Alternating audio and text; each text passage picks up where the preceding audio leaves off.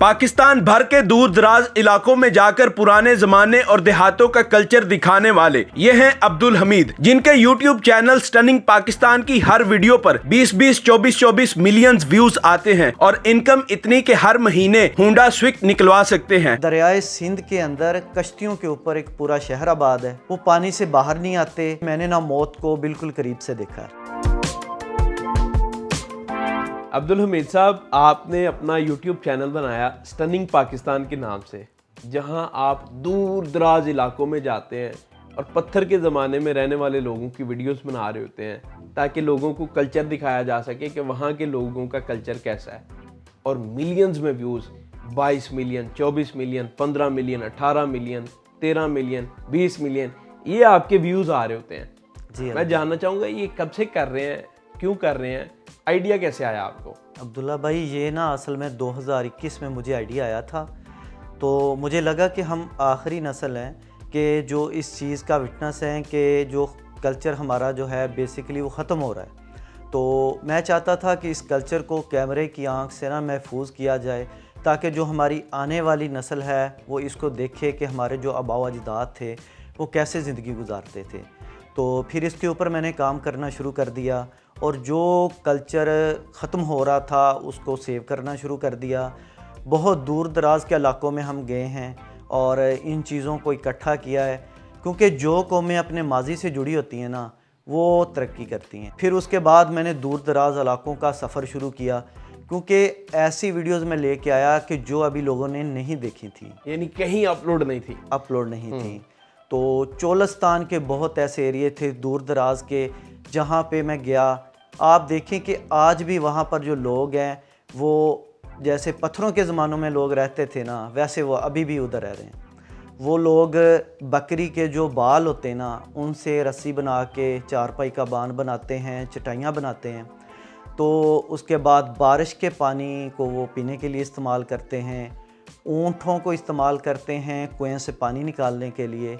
तो ये ऐसा कल्चर था कि जो वक्त के साथ साथ ख़त्म हो रहा था, क्योंकि लोग शहरों की तरफ मूव कर रहे थे। जी। या फिर तरक्की आती जा रही है, सड़कें बनती जा रही हैं, बिजली जाती जा रही है, जो यानी बिजली के बिना और फिर उस दौर में रह रहे थे लोग। हाँ जी, अभी भी उधर ना सड़क है, ना गैस है, ना बिजली है। तो वो लोगों का मैं दिखाना चाहता था कि, और जब मैंने उस चीज़ को दिखाया और लोगों ने बड़ा अप्रिशिएट किया, मेरी जो वीडियोस थी वो मिलियंस में गई और लोगों के कमेंट्स और सारी जो है आना शुरू हो गया। तो मुझे इससे ना बड़ी मोटिवेशन मिली कि लोग वाकई चाहते हैं कि उनको ये चीज़ें दिखाई जाएं। फिर मैं इसके अलावा और भी गया दूर दराज के इलाकों में। वहाँ मैंने दिखाया कि कैसे लोग पुराने वक्तों में कोल्हू था एक, जिससे सरसों का तेल या बाकी चीज़ों का तेल निकालते थे, बैल से वो चलता था। उसके बाद फिर टिंडा वाला खूह था, यानी वो बैलों से पानी निकालते थे, कुएं से खेतों को सैराब करते थे। और उसके बाद गंदम बैलों से निकाली जाती थी फड़े लगा के, ठीक है। उसके बाद ऐसी बहुत सी चीज़ें हैं, पांडे कली कैसे होते थे, ठीक है, जो हम लोगों ने शायद बहुत कम देखा या हम आखिरी हमसे पहले वो ख़त्म हो गया। तो मैं चाहता था कि उस चीज़ को सेव किया जाए ताकि जो हमारे आने वाले लोग हैं वो इस चीज़ को देखें और इससे सबक हासिल करें। क्या बात है। तो किन किन इलाकों में फिर आप ट्रैवल किया आपने? जी अब्दुल्ला भाई, मैं तकरीबन पाकिस्तान के हर इलाके में गया हूँ, चाहे वो बलोचिस्तान है, सरहद है, KPK, पंजाब, गिलगित बल्तिस्तान, हर जगह गया हूँ और मैंने वहाँ की लाइफ दिखाई है। सिंध में एक बहुत अच्छी जगह थी और बड़ी इंटरेस्टिंग थी। वो एक पूरा गाँव आबाद है दरिया के अंदर, दरियाए सिंध के अंदर कश्तियों के ऊपर एक पूरा शहर आबाद है। अच्छा। तो उसको मैंने दिखाया कि वो लोग कैसे रहते हैं। वो पानी से बाहर नहीं आते, मतलब कामकाज के सिलसिले में आते हैं, वैसे उनके जो घर हैं, खाना पीना कश्ती के ऊपर ही होता है। सब कुछ कश्तियों पे 50-60 घर हैं, वो सारे जो हैं कश्तियों पर आबाद हैं। और उनका रहन सहन बड़ा इंटरेस्टिंग था, लोगों ने वो वीडियो जो है ना काफ़ी पसंद की। उसके बाद बहुत से इलाके का सफ़र किया। मुझे पता चला आप किसी एक जगह पर मरते मरते बचे थे, वो क्या वाक़या है? एक दफ़ा ऐसा हुआ कि मैं चोलस्तान में सफ़र कर रहा था, तो हमारे पास जो पानी था ना उस वक्त कम था, क्योंकि सर्दी बहुत शदीद थी। तो हमने कहा कि पानी जो है वो इतना ज़रूरत उसकी नहीं पड़ेगी। तो जो हमने ट्रैक यूज़ किया, जब उसमें आगे गए तो ट्रैक काफ़ी ख़राब हो चुका था, ठीक है, जानवर गुजरने की वजह से। तो वहाँ पे जो चलना था बाइक के साथ वो बहुत मुश्किल था। तो पाँव लगा के कि बाइक स्लिप ना हो जाए, तो जा रहे थे तो एनर्जी काफ़ी वेस्ट हो रही थी। तो एक जगह आया कि हमारे पास जो है ना पानी बिल्कुल ख़त्म हो गया। अच्छा, तो हम एनर्जी ज़्यादा लगने से पानी की प्यास जो है वो बढ़ती जा रही थी और पीते जा रहे थे जी आप। जी, ठीक है। तो पानी ख़त्म हो गया। तो मैंने ना ऐसे हम बोतल जो है ऐसे करके देखी कि शायद कोई एक कतरा आखिरी जो है ना वो निकल आए। तो उस टाइम वो आखिरी कतरा भी नहीं निकला, और उस टाइम यकीन करें कि मैंने ना मौत को बिल्कुल करीब से देखा। अच्छा, और मुझे नहीं लग रहा था कि आज के बाद मैं घर जा सकूंगा। कितना डिस्टेंस था अभी आगे मजीद? आगे मज़ीद जो था ना तकरीबन 10 से 15 किलोमीटर था, लेकिन वो 10 से 15 किलोमीटर इतना था कि जैसे बंदे को पहाड़ लग रहा है, क्योंकि चोलिस्तान में सफ़र करना बहुत मुश्किल होता है, और ख़ास करके जब प्यास लगी हो, और फिर आधा किलोमीटर या 1 किलोमीटर भी आप 1 घंटे में करते हैं। टोटल कितनी देर में वो सफ़र तय किया आपने? वो हम सुबह 6 बजे चले थे और शाम को हम मगरिब के बाद पहुँचे हैं अपनी मंजिल पे। तो तकरीबन ये इस पूरे जो हमने इसमें सफ़र किया है 20 से 22 किलोमीटर का सफ़र हमने तय किया। हम जैसे उधर पहुँचे अपनी मंजिल पे, तो थोड़ा सा हम पीछे थे तो एक बंदा नज़र आया। तो हमारे में इतनी सक्कत नहीं थी कि हम उसको आवाज़ दे सकें, तो इशारे से उसको ऐसे करके पानी का इशारा किया है, तो बंदा पानी लेके आया। फिर हमने उसके साथ पानी पी के थोड़ा सा बात की है और बताया है कि ऐसे हम पहुँचे। जैसे ही हमने उसको बताया तो अब्दुल्ला भाई उसने कहा कि आप खुशकिस्मत हैं कि इधर पहुंच गए हैं।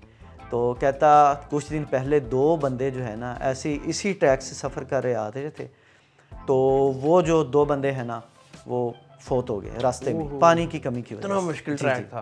बेसिकली आप उन एरियाज़ में जाते हैं जहाँ ना सड़क है, ना बिजली है, ना पानी है, कोई ट्रैफिक नहीं जाती वहाँ पर, और उन एरियाज़ में आप जाते हैं और फिर वहाँ पर आपको ये चीज़ें फेस करने को मिलती है। जी बिल्कुल, क्योंकि देखें जहाँ तक सड़क जाती है वहाँ तक तो तकरीबन लोगों ने हर चीज़ देखी होती है। फिर वो इलाके, कितनी अच्छी बात किया, वो इलाके के जो दुनिया की नज़रों से ओझल है, ठीक है, वो हमने दुनिया को दिखाएं कि देखें ये लोग भी हैं। ऐसे भी लोग हैं जिन्होंने अपना जो शहर है, उनकी उम्र 40 साल हो गई है, उन्होंने अभी तक शहर नहीं देखा। ओहो जी, उनको तो पता ही नहीं होगा कि शहर के अंदर गाड़ियां चल रही हैं, जहाज चल रहे हैं, ये हो रहा है जी। एक बंदा मैं था, उससे मेरी बात हुई कश्मीर में। मैंने पूछा कि आप शहर में जाते रहते हैं? तो उसने कहा जी इस टाइम मेरी 35 साल उम्र है और मैं एक दफ़ा गया हूँ सिर्फ ID कार्ड बनाने के लिए। तो कुछ दिन लगते हैं एक वीडियो बनाने में? तो मुझे तकरीबन 10 दिन भी लग जाते हैं कभी, ठीक है, हफ्ता भी लग जाता है एक वीडियो बनाने में। जी, और 15 दिन भी लग जाते हैं, ठीक। लेकिन फिर वो उसको जो मैं बनाता हूँ और लोगों की जो एप्रिसिएशन आती है वो काबिल दीद होती है। वैसे पर्सनल क्वेश्चन पूछ रहा हूँ, कितनी अर्निंग कर लेते हैं आप? वैसे तो अल्हम्दुलिल्लाह बहुत अच्छी अर्निंग कर लेता हूँ, लेकिन ऐसे है कि एक सिविक तो हर महीने में ख़रीद सकता हूँ। हर महीने में? हाँ जी। क्या बात है। पहले आप क्या करते थे ये चैनल शुरू करने से पहले? इससे पहले ना मैं मुलाजमत करता था एक जगह पे, तो फिर जैसे ही मैंने चैनल स्टार्ट किया तो अल्लाह पाक ने इसमें बरकत डाली और अल्हम्दुलिल्लाह फिर इसको जो है ना आगे मैं लेता गया, और अभी आजकल अल्हम्दुलिल्लाह मैं बहुत अच्छी से अर्निंग भी कर रहा हूँ और मेरे घर का जो सेटअप है बहुत अच्छा चल रहा है। फैमिली का क्या रिस्पॉन्स है अभी, वो क्या कहते हैं फैमिली वाले?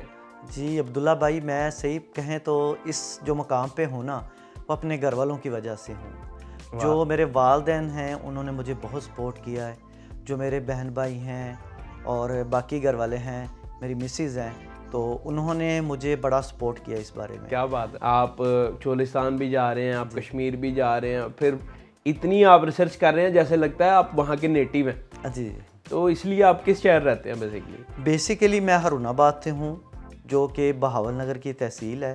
तो लेकिन जब मैं जॉब के सिलसिले में आया था तो बहावलपुर शिफ्ट हो गया और फिर आज तक मैं बहावलपुर भी अभी रहायश पजीर हूँ। तो स्टनिंग पाकिस्तान का नाम आपने क्यों रखा? कोई सौखा सा भी रख सकते थे, ये मुश्किल लगता है किसी आम बंदे को बताए ना क्या नाम है चैनल का, स्टनिंग पाकिस्तान, मुश्किल क्यों रखा है आपने इतना?